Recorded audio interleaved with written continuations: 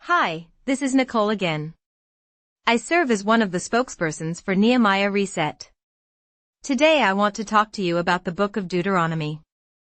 Deuteronomy, which means second law, is a retelling by Moses of the teachings and events of Exodus, Leviticus, and Numbers. It includes an extended review of the Ten Commandments, 444 to 533, and Moses' farewell address to a new generation of Israelites as they stand ready to take possession of the Promised Land.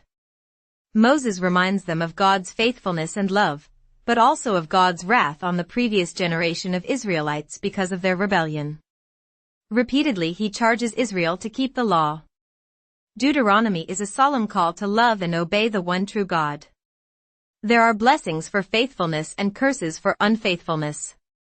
The book closes with the selection of Joshua as Israel's new leader and the death of Moses.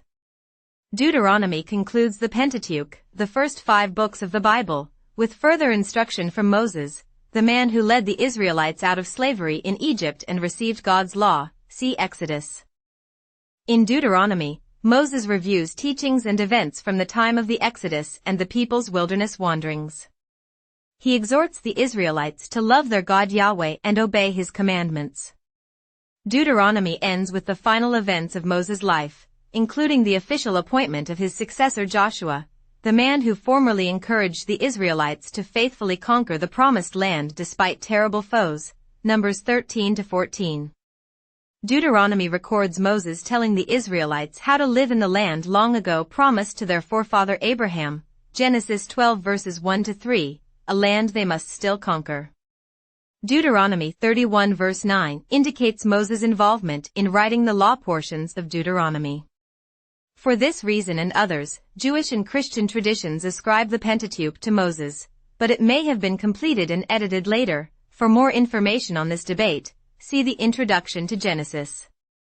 Deuteronomy's narrative is set on the plains of Moab, just across the Jordan River from the Promised Land, where the Israelites are camping after their 40 years of wilderness wandering, placing it within the same period as the closing chapters of Numbers. The title Deuteronomy means second law. The book reiterates the law and the events recorded in Exodus, Leviticus, and Numbers. It also establishes a framework for viewing this history. If the Israelites are faithful to God's covenant, they will have peace and receive blessings from Yahweh, but if they turn away, they will experience curses of war, famine, and death, all of which are meant to prompt them to stay faithful. This framework is applied to subsequent books that narrate Israel's later history: Joshua, Judges, 1 to 2 Samuel, 1 to 2 Kings. The structure of Deuteronomy resembles ancient Near Eastern treaties between kings and the foreign nations they conquered. In these agreements, both the king and the nation accepted certain obligations. If the nation fulfilled the terms of the treaty, there would be peace. Deuteronomy's similarities with these ancient documents, examples of which date from the 14th to the 7th centuries BC, likely indicate that it originated around the same time. Deuteronomy has 3 major sections followed by an epilogue. Each major section presents a speech by Moses and begins with a special phrase marking it as a distinct unit.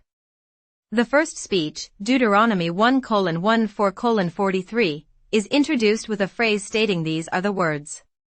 Moses uses the wilderness journey to teach the Israelites about God.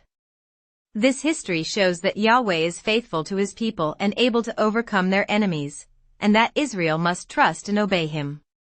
If they do not follow Yahweh's ways, they will not be able to live long-term in the Promised Land. Moses' second speech, Deuteronomy 4:44-28:68, which is the longest of the 3, is introduced with the phrase "This is the law." After Moses repeats a form of the 10 Commandments, Deuteronomy 5 verses 6 to 21, he expands on them in the subsequent chapters. Moses' third speech, Deuteronomy 29:1-30:20, is introduced with the same phrase that opens the first speech. Moses calls the Israelites to renew their covenant with Yahweh. He warns the Israelites that violating the covenant will lead to death, but he also assures them that repenting and trusting God will lead to life and blessing. The epilogue, Deuteronomy 31:1-34:12, deals with the end of Moses' life. Joshua succeeds Moses as leader of the Israelites. Moses sings a farewell song and blesses the people, and his life on this earth ends. The book of Deuteronomy is divided into 4 major stories. These are: 1. Moses' review of history, 1:1-4:43. 2. Moses' review of the law, 4:44-28:68. 3. Moses' review of the covenant, 29:1-30:20. 4. Moses' final words in death, 31:1-34:12. One of the central messages of Deuteronomy is that God loves the Israelites, as seen in his promises to Abraham, Isaac, and Jacob. Deuteronomy also indicates that Yahweh showed his love for the Israelites by rescuing them from Egypt and will continue to do so by giving them the promised land. The Israelites should respond to Yahweh's love by believing he can do anything he asks of them, even overcome dreadful foes in the promised land. Deuteronomy 31 verses 1-6. Moses commands the people to love Yahweh with all their heart, soul, and might, a statement Jesus will later call the greatest commandment. Deuteronomy 6 verse 5, Matthew 22 verses 36-40.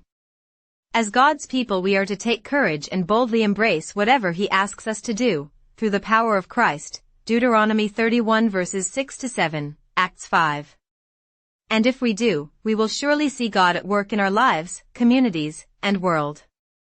I hope this gives you a quick summary of the book of Deuteronomy and the key ideas contained therein. To learn more about other books of the Bible, visit our website at nehemiahreset.org or our rumble.com channel. If you want to support us, like this video and subscribe to our weekly newsletter detailing our recent videos by subscribing at nehemiahreset.org/email. Thanks for watching and have a great day. Hi, this is Daniel again. The previous video was sponsored by Nehemiah Reset, a 501c3 Bible-believing organization. Our mission is to assist Christians in developing a stronger biblical worldview as it pertains to relevant cultural and biblical issues.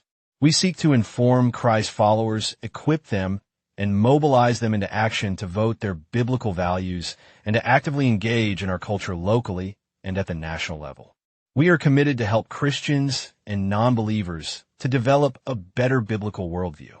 Nehemiah Reset produces videos and ebooks to assist believers and explorers in developing a biblical worldview when it comes to cultural and biblical issues. We produce videos on key topics like public school indoctrination, the woke agenda, sex education, equity and inclusion, climate change, immigration, religious freedom, and lessons that can be learned from key subjects in the Bible. To learn more about Nehemiah Reset or to watch our latest videos, go to our website at nehemiahreset.org or our rumble.com channel. We produce new videos every week. To get a free weekly list of our latest videos, sign up for our weekly newsletter by signing up at nehemiahreset.org/email. You can support our website by liking our videos, subscribing to our channel, or providing donations to help us advertise for new subscribers. Thanks for your help in growing God's kingdom and bringing more people to Christ. Thank you for your support and help. Have a great day.